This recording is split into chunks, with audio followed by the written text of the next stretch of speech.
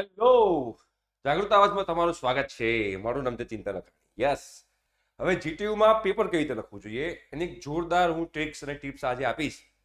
જે તમારે એક્ઝામ બાકી હોય, જે લોકો સેમેસ્ટર 1માં છે, જેમની એક્ઝામ બાકી છે, અને જે લોકો સેમેસ્ટર 4માં જવાના છે, સેમેસ્ટર 6માં જવાના છે, અથવા ડિપ્લોમાની અંદર હોય, ડિગ્રીની અંદર હોય, તમામે તમામ વિદ્યાર્થીઓ માટે જે છે એ આ વિડીયો જબરજસ્ત હેલ્પફુલ રહેશે. તો ધ્યાનથી એકવાર જોઈ લેજો. આ બધી ટિપ્સ હું પણ પોતે જીટીયુમાં ભણેલો છું. મારી જીટીયુની બેટા ફર્સ્ટ બેચ હતી. 2008માં જીટીયુનો જન્મ થયો અને એ 2008થી 2012ની અંદર મેં એન્જિનિયરિંગ કર્યું. ઓકે, તો મેં જે એ વખતે બધી ટ્રિક્સ અપનાવી હતી એ ટ્રિક્સ હું તમને અહીંયા આગળ આપી રહ્યો છું. બિકોઝ એક પેપર મેથ્સનું જ એવું ટફ પૂછાયું હતું કે મને કંઈ જ નહોતું આવડતું, તોય હું પાસ થઈ ગયો હતો. એ મેં શું કર્યું હતું, શું નહોતું કર્યું, બધું તમને અહીંયા આગળ હું કહીશ, એટલે જેના કારણે તમને લોકોને ફાયદો થશે. અને હા, તમારે જો જીટીયુ સેમેસ્ટર 1ની મેથ્સની આઈએમપી જોતી હોય તો નીચે એક વિડીયોની લિંક છે, એમાં તમે જોઈને મેથ્સની આઈએમપી લઈ શકો છો. અને હા, એ ઇન્સ્ટાગ્રામ પેજ છે, તમે એને ફોલો કરી દેજો. એવરી ડે દરેક સબ્જેક્ટની આઈએમપી એની પર આવતી રહેશે, જે તમે લોકોને એક્ઝામમાં હેલ્પફુલ થશે.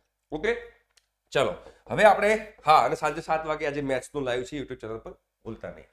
તો હવે સૌથી ઇમ્પોર્ટન્ટ વાત કે તમારા જે પણ એક્ઝામ છે એ એક્ઝામ 70 માર્ક્સની છે અને 70માંથી તમારા 23 માર્ક્સ લાવવાના છે. પહેલા પાસિંગ માર્ક્સ. જો હંમેશા એક વસ્તુ યાદ રાખવાની, જ્યારે પણ આપણે પેપર લખવા બેસીને ત્યારે પહેલો ટાર્ગેટ આપણો હોવો જોઈએ કે 23 માર્ક્સ કેવી રીતે આવે. પહેલો ટાર્ગેટ એ હોવો જોઈએ, બાકી બધું પછી. ઘણા બધા સ્ટુડન્ટ્સ એવું કહેતા હોય છે કે સર મેં ઘણું બધું લખીને આવ્યું તો છતાં પણ મને જીટીયુમાંથી ફેલ થયો છું, મેં બધું જ લખ્યું હતું તો પણ હું ફેલ થયો છું. તો એના પાછળ ઘણા બધા રીઝન હોઈ શકે છે, રાઈટ? એ બધા રીઝન જે છે હું આજે તમારે ડિસ્કસ કરીશ. તો જ્યારે 70માંથી 23 માર્ક્સ લાવવાના હોય ત્યારે જો તમને 7 માર્ક્સના 3 એક્ઝામ્પલ કરતા 3 થિયરી આવડી જાય, 7 એન્ડ 7 માર્કની 3 થિયરી આવડી જાય તો 21 માર્ક તો તમારે ત્યાં જ થઈ ગયા. અને પછી બીજે ક્યાંકથી તમારે રડ્યા 3-4 માર્ક્સ લાવવાના છે. એટલે જ્યારે પણ તમારી એક્ઝામ આવે ત્યારે સૌથી પહેલા આખું પેપર એકવાર સ્કેન કરી દેવાનું. સ્કેન કરીને પછી ગભરાવાનું નહીં કે ઓ ટફ આવ્યું, ઓ અઘરું આવ્યું, એવું ગભરાવાની જરૂર નથી. એ તમે સ્કેન કરતી વખતે પહેલા તમને એવું લાગે કે આ ક્વેશ્ચન મને નથી આવડતો તો ટેન્શનમાં નહીં આવવાનું, મગજમાં કોઈ ઘુસાડી દેવાની. જો આ ક્વેશ્ચન મને નથી આવડતો તો દુનિયામાં કોઈ નહીં આવડતો હોય. કોઈ નથી આવડતું એવું માનીને દાખલા મારવાની જવાબ, બરાબર? કોઈ નથી આવડતો એવું માનીને તમારે ચાલવાનું. હવે અહીંયા આગળ તમને એક વસ્તુ કરું, તમારું જે પેપર ચેક થાય છે ને, તમારા લોકોનું જે પેપર ચેક થાય છે એ પેપર ઓનલાઈન ચેક થાય છે. સોફ્ટવેર છે, ઓનલાઈન સોફ્ટવેર, એની અંદર આ પેપર ચેક થતું હોય છે. તો પેપર કોણ ચેક કરે છે એ ખબર હોતી નથી.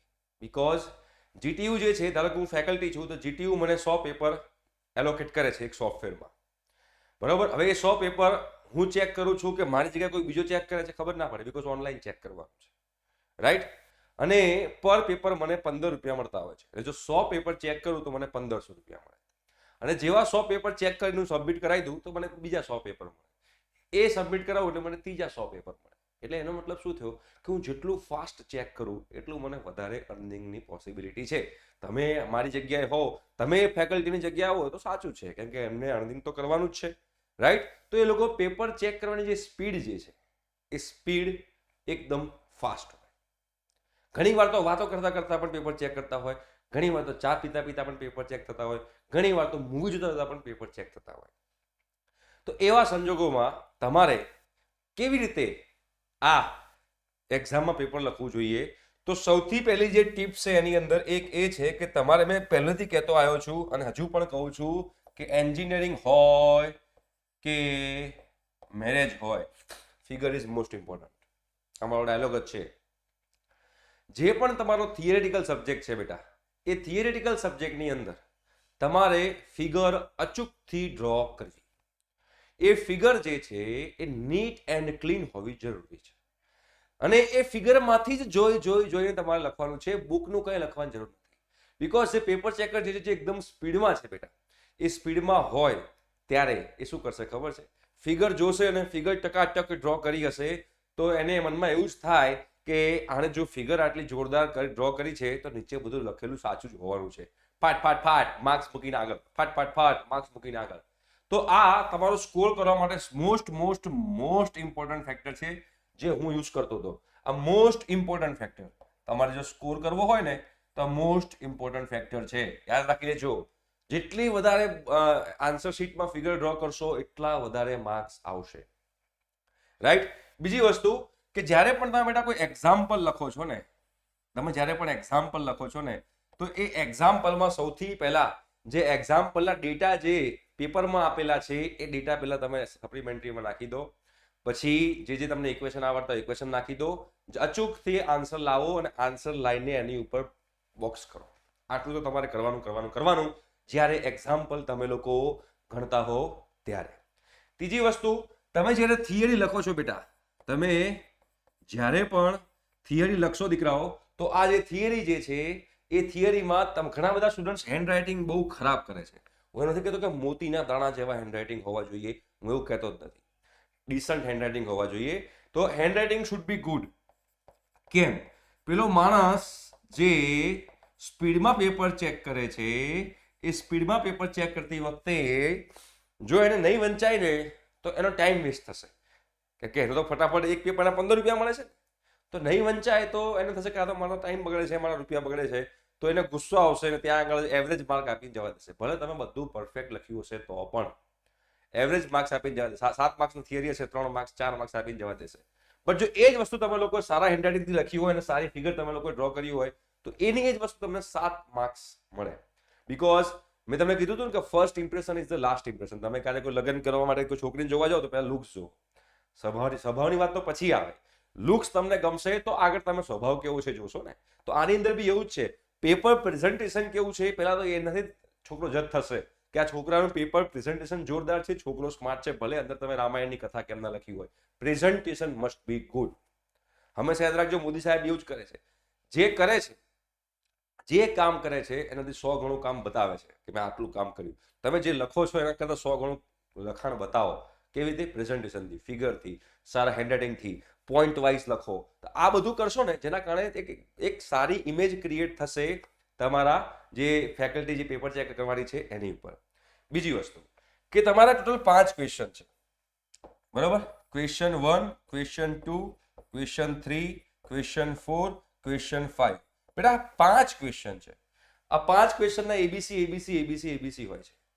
તો સૌથી પહેલા તમારે જોઈ લેવાનું કે કયો ક્વેશ્ચન તમારો એકદમ સ્ટ્રોંગ છે. સૌથી પહેલા એ જુઓ. ધારો કે ક્વેશ્ચન 2 એબીસી છે, એ તમારો એકદમ સ્ટ્રોંગ છે, જે તમને પરફેક્ટ આવડે છે. ક્વેશ્ચન 2 એબીસી જે છે, એકના 3 માર્ક્સ હોય, એકના 4 માર્ક્સ હોય, એકના 7 માર્ક્સ હોય. આ 14 માર્ક્સ તમને પરફેક્ટ આવડે છે કે આ 3 ક્વેશ્ચન તો મારા એમ કહેવાય ને કે રાતના 2 વાગે કોઈ ઉઠાડીને પૂછે તો આવડે એવા આન્સર મારા મગજમાં ઘૂસેલા છે. સૌથી પહેલા એક ક્વેશ્ચન લખો. કેમ? કેમ કે મેં કીધું એમ કે first impression is the last impression. તમે ફિગર પરફેક્ટ ડ્રો કરી હોય, તમારા હેન્ડરાઇટિંગ સારા હોય અને સ્ટાર્ટિંગમાં તમે જે પરફેક્ટ તમને લોકોને આવડે છે આન્સર, એ પરફેક્ટ આન્સર લખેલા હોય તો સ્ટાર્ટિંગમાં જ્યારે પેપર ચેક કરતો હતો કે વાહ શું ફિગર ડ્રો કરી છે, વાહ શું હેન્ડરાઇટિંગ છે, વાહ શું ટુ ધ પોઈન્ટ આને લખ્યું છે, કેટલી પરફેક્ટ રીતે એણે એનો આન્સર આપ્યો છે. એટલે તમારા માટે એને એક ટ્રસ્ટ આવી જાય. એ ટ્રસ્ટ તમારે ક્રિએટ કરવાનો છે. તમે ટ્રસ્ટ ક્રિએટ કરશો એના કારણે શું થશે? પાછળના જે ક્વેશ્ચન છે એ પાછળના ક્વેશ્ચનની અંદર તમે 19-20 બી કર્યું હશે તો પણ તમને પૂરા માર્ક્સ મળવાના ચાન્સીસ છે. બીકોઝ ફેકલ્ટીના મગજમાં એવું આવશે બેટા કે આ છોકરાની તો સરસ મહેનત છે, કદાચ એકાદા ક્વેશ્ચનમાં બિચારાથી ભૂલ થઈ ગઈ હશે, પૂરા માર્ક્સ આપી દો ને. રાઈટ? તો આ મગજમાં ક્રિએટ થાય. તમારે સાયકોલોજીકલી ફેકલ્ટી સાથે પ્લે કરવાનું છે અને ફેકલ્ટીને કેવી રીતે તમે ફેકલ્ટીની જગ્યાએ હો તો શું કરો એ મગજમાં રાખીને તમારે લોકોએ પેપર લખવાનું છે. તો સૌથી બેસ્ટ જે તમને આવડ્યું એ ક્વેશ્ચન 2 એબીસી લખી નાખો. એના પછી જે તમને ઓછો ફાવતો હોય, એનાથી ઓછો ફાવતો હોય, ધારો કે તમને 2 જ ક્વેશ્ચન ફાવે છે એવું માની લઈએ. ધારો કે તમને 2 જ ક્વેશ્ચન આવડ્યા. ધારો કે ક્વેશ્ચન 1, 2 છે, 2 નો એબીસી આવડી ગયો, બરાબર? 2 ના એ બી સી 3 આવડી ગયા. ક્વેશ્ચન 3 જે છે બેટા એના એબીસી આવડી ગયા. હવે ક્વેશ્ચન 4 છે એના ખાલી એ અને બી જ આવડે છે. ક્વેશ્ચન 5 છે એના પણ એ અને બી જ આવડે છે અને ક્વેશ્ચન 1 છે એના એ અને બી જ આવડે છે, સી નથી આવડતો. બટ ક્વેશ્ચન 4 નો ઓર જે છે, ક્વેશ્ચન 4 નો ઓર, એનો તમને ક્વેશ્ચન 4 નો ઓર જે છે એનો સી આવડે છે. અહીંયા પણ એવું જ કંઈક છે, ક્વેશ્ચન 5 નો ઓર નો સી આવડે છે અને અહીંયા તો ઓર છે જ નહીં, તો એ તો તમારે છોડવું જ પડશે. છોડવું પડશે તો પણ ધ્યાન રાખજો. અહીંયા આગળ તમે જોશો તો તમને ક્વેશ્ચન 2 પરફેક્ટ આવડતો હતો, ક્વેશ્ચન 3 પણ પરફેક્ટ આવડતો હતો. તો પહેલા ક્વેશ્ચન 2 લખ્યો, પછી ક્વેશ્ચન 3 લખ્યો. પછી શું કરવાનું ખબર છે? ક્વેશ્ચન 1 લખવાનો પછી, કેમ કે જો ક્વેશ્ચન 1 માં કમ્પલસરી છે, એમાં કોઈ ઓપ્શન નથી. તો તમે ક્વેશ્ચન 1 જે છે, ક્વેશ્ચન 1 જો ક્વેશ્ચન 2 લખ્યો, ક્વેશ્ચન 3 લખ્યો, પછી ક્વેશ્ચન 1 નો A B લખ્યો અને C માં નથી આવડતું, કશું જ નથી આવડતું, છતાં પણ જગ્યા રાખો એના માટે. અત્યારે જગ્યા રાખો, બરોબર છે? જગ્યા રાખો. પછી ક્વેશ્ચન 4 ચાલુ કરો. ક્વેશ્ચન 4 A B આવડ્યો, C નથી આવડતો, પણ ઓર નો C આવડે છે, ઠોકી મારો. ક્વેશ્ચન 4 નો ઓર નો C ઠોકી મારો. કદાચ એ ફેકલ્ટી જે છે એ ફેકલ્ટી તમારા માટે એટલી ઇમ્પ્રેસ થઈ ગઈ હોય, એ જોવે જ નહીં કારણ ઓર નો C લખ્યો છે, ધડ માર્ક જવા દે. અને સેમ ટુ સેમ ક્વેશ્ચન 5 જે છે એનો A B આવડે છે, તો ઓર નો C લખી નાખો, ક્વેશ્ચન 5 નો ઓર. અને છેલ્લે જે ક્વેશ્ચન 1 નો C છે એમાં કંઈ જ નથી આવડતું, તમને ખાલી એકાદ બે સેન્ટેન્સ ખબર છે, એકાદ બે વર્ડ ખબર છે, તો એને લઈને મિનિમમ 7 થી 8 સેન્ટેન્સ તમને જે આવડે લખી નાખવાના, બટ પોઈન્ટ વાઇઝ અને હેન્ડરાઇટિંગ સારા હોવા જોઈએ.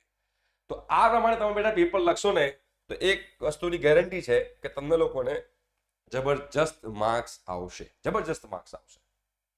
અને હા, પેપરમાં કંઈ જ નથી આવડતું, પેપરમાં કંઈ જ નથી આવડતું, કશો વાંધો નહીં, તો પણ કોરું મૂકીને નહીં આવવાનું.